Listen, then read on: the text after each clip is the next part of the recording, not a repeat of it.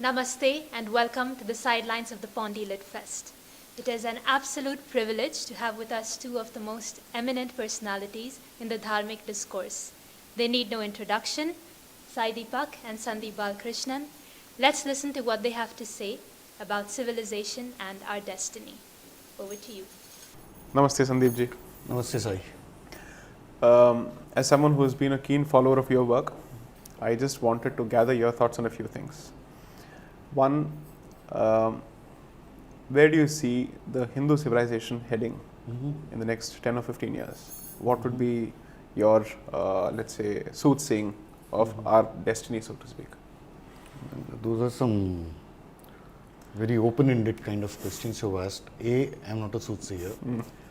B, okay, partially you use the word destiny. Perhaps there is some truth to that. But we are actually living in an age of churn, so to speak, from a civilizational perspective, because that is the premise of your question. In the sense that on the one side you have what you call a huge awakening. Right. The last time one such awakening happened was in the 1990s, during the run-up to the Ram Janmabhoomi movement and all the way up to the demolition of the disputed structure. Right. So after that, that momentum was not maintained.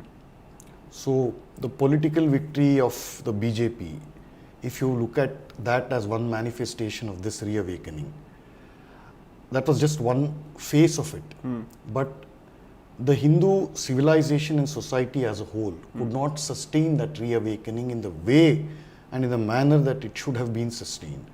So this time around, after 2014 specifically, and up to the time that we're talking, this manifestation has occurred, and there appears to be some signs of awakening of a different sort. So for the first time, I say this for a reason, in the decade of 2004 and 2014, that reawakening that had happened, it kind of tapered off for various reasons, and obvious reasons rather.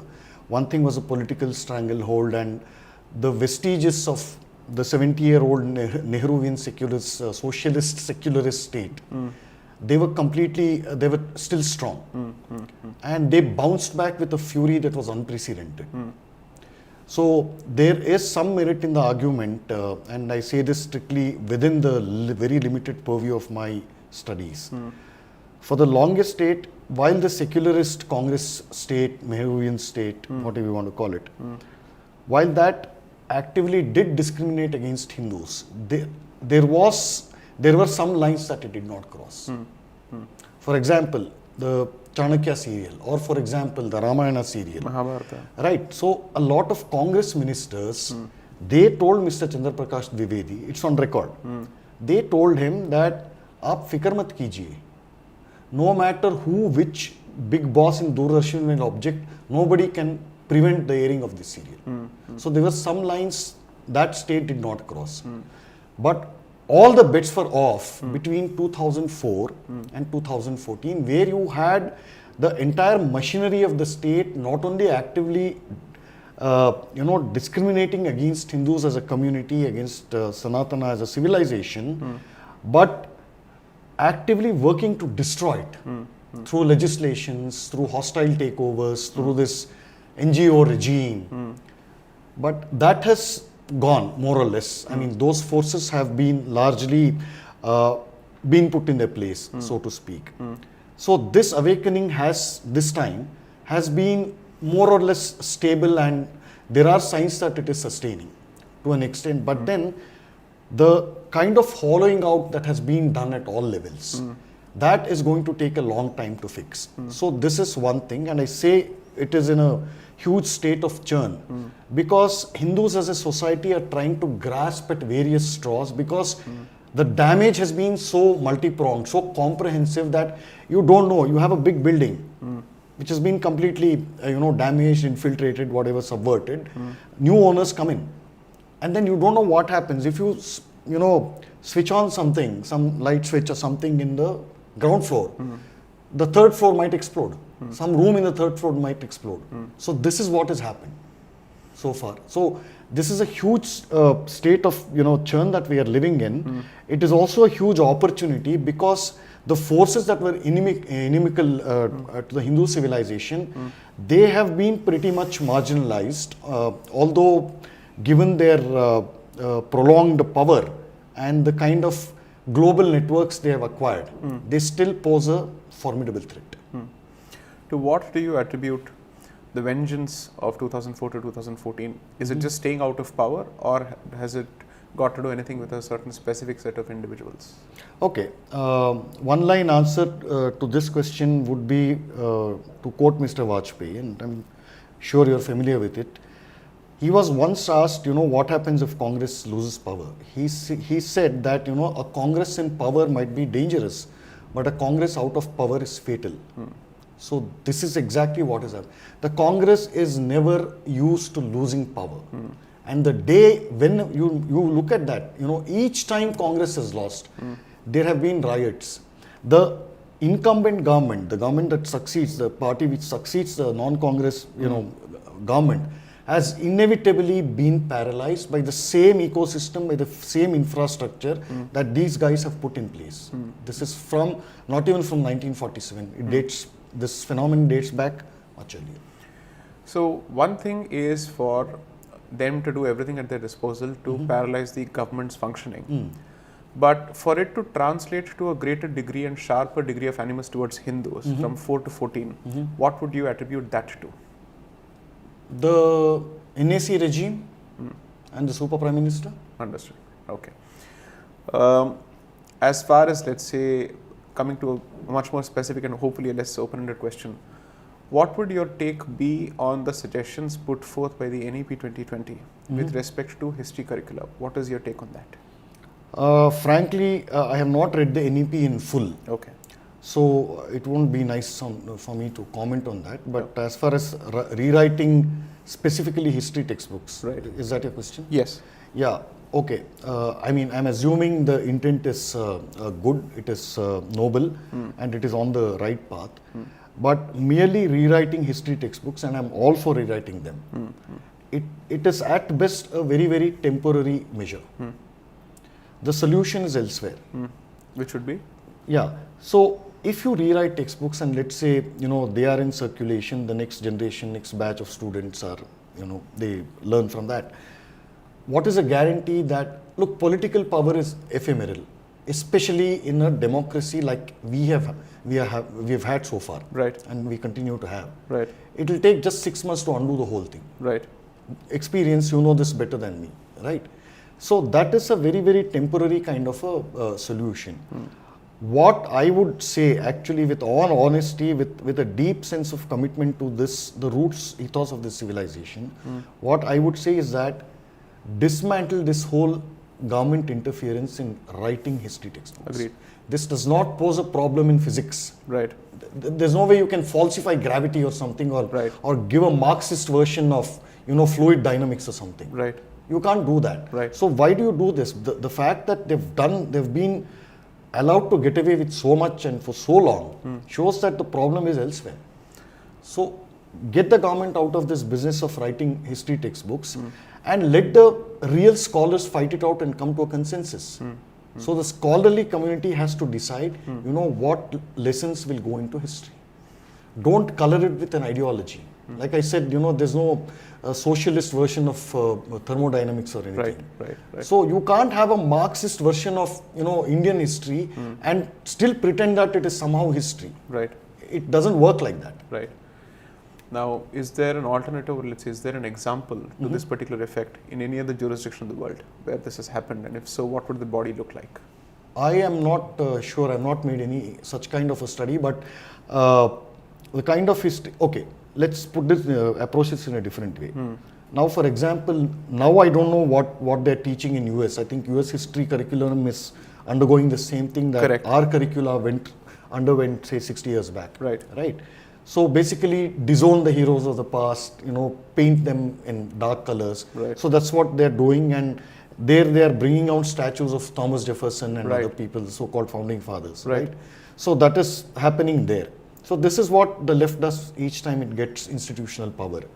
So that apart, for the longest time, the history textbooks of every country taught its children to love the country first.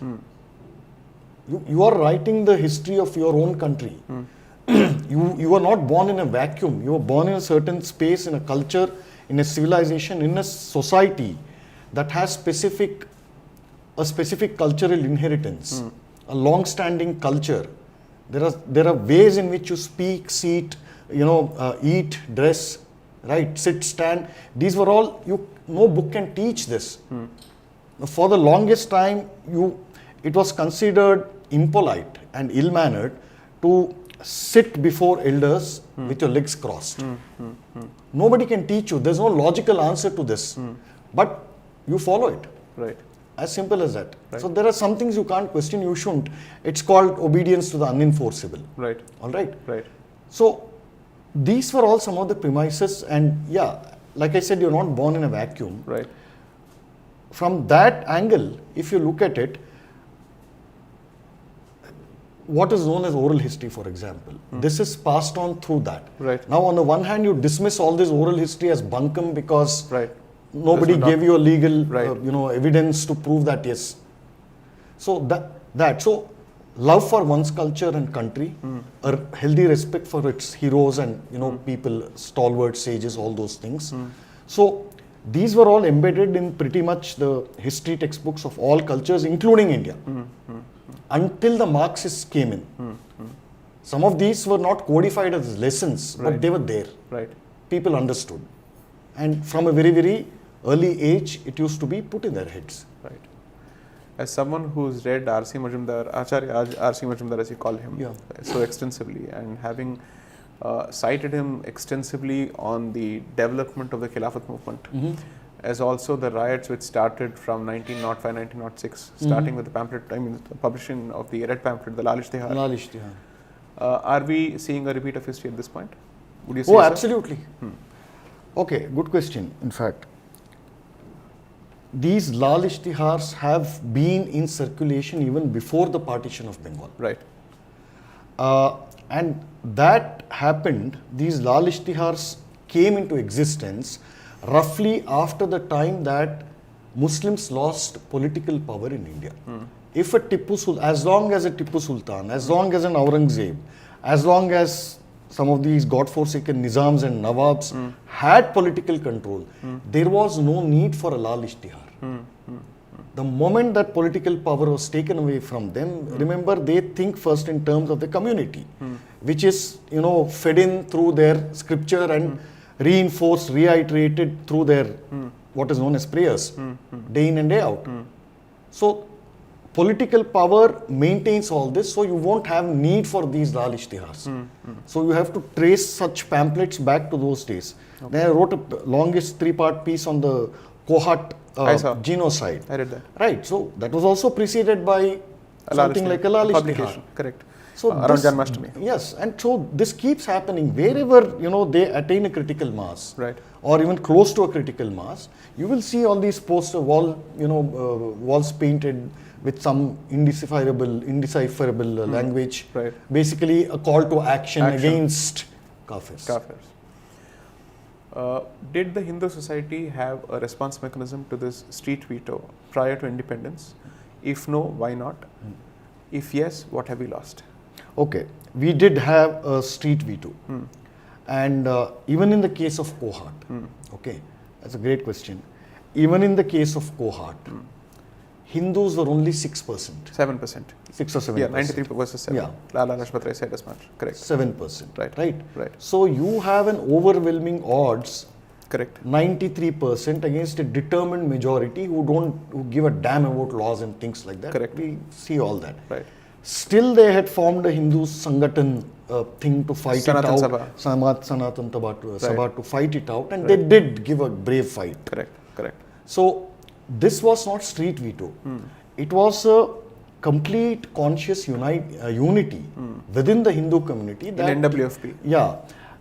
That, no matter what, we are Hindus. Right. We might be 7%, but Right. we are united. Right.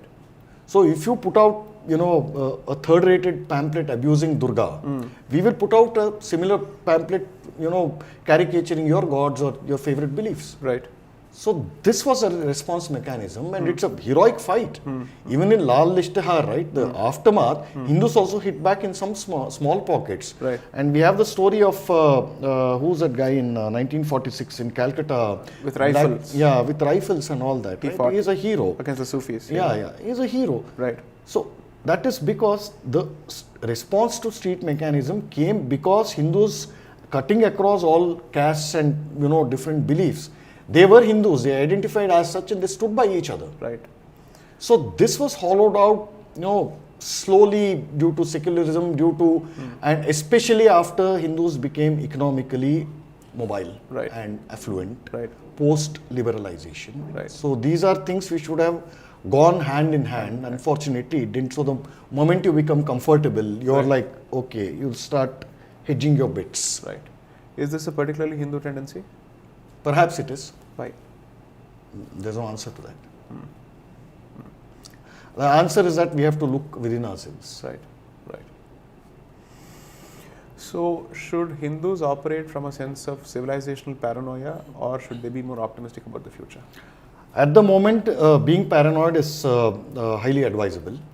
So this whole thing about 80%, India is 80% Hindus is nonsense. Correct. It's not 80%. Right. That number went down the thing, reduced long ago. Right. So let's not fool ourselves. Right. So paranoia at the least helps us, survive another decade or two. Okay. Okay. What would you explain the comfortable relationship between the left in Bharat and the Islamofascists? Okay, so as far as Islamofascists, rather Islamists are concerned, they are extremely clear in their goal. Wherever you find them in the world, there are 52 countries, I think, all of them are Islamic republics. So they are extremely clear whether it is a complete, 100% or Muslim majority, a country which declares itself as ruled by the laws of Islam, be it there, be it in other countries where they have significant majority, wherever it is, they are very clear about their goals. That, the whole world is dark. And we have to bring light to the areas which are not yet illuminated. By shining the light of Islam. Correct. Islam ki roshni. Absolutely. Right. So that, on that point, they're all clear. Right from the birth, they're very clear.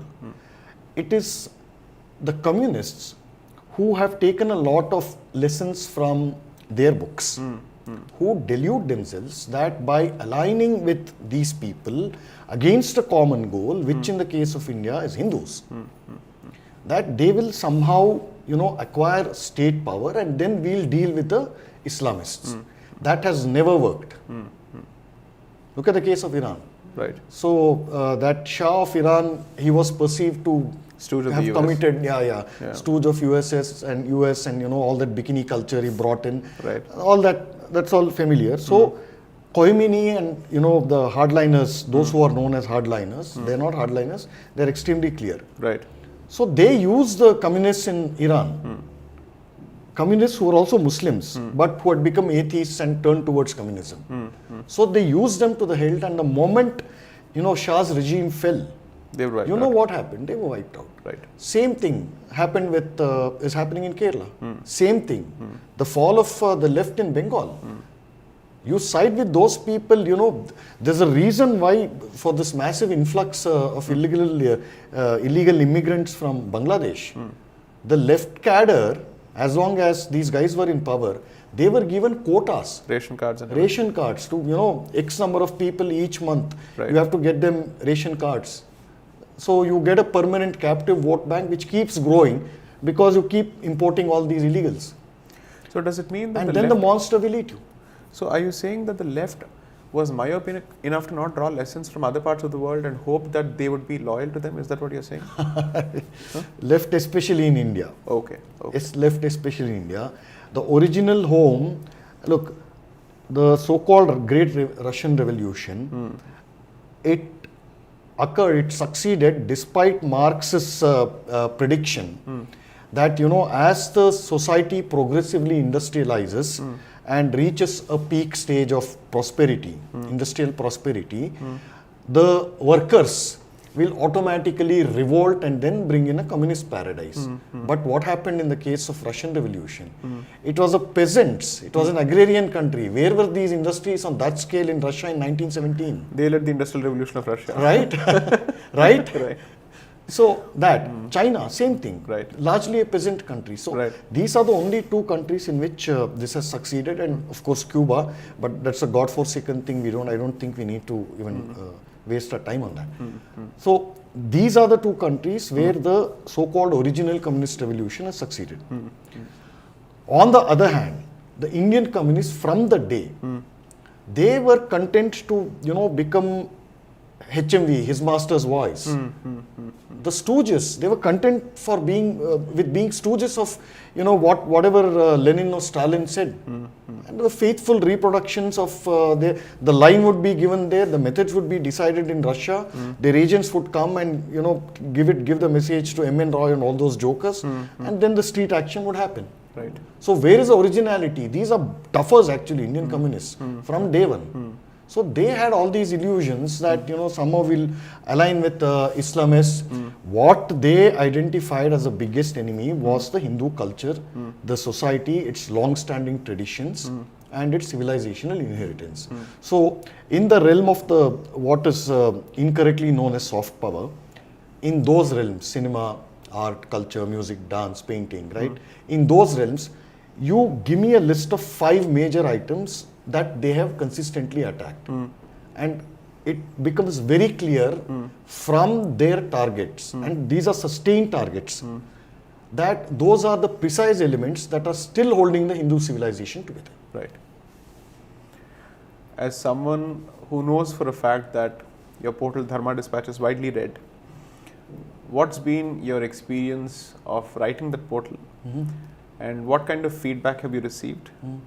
And 3, does the readership and its feedback give you hope that this civilization still has positive days ahead? Okay, which should I answer first? What have you choose? What have you choose? Yeah, one thing based on the reader feedback, it does give me a lot of hope. The support that I have received from Hindus across the world, Hindu community across the world, has been nothing short of phenomenal, actually. There's some messages and emails I get which are deeply moving. Congratulations. Yeah, they're extremely moving actually.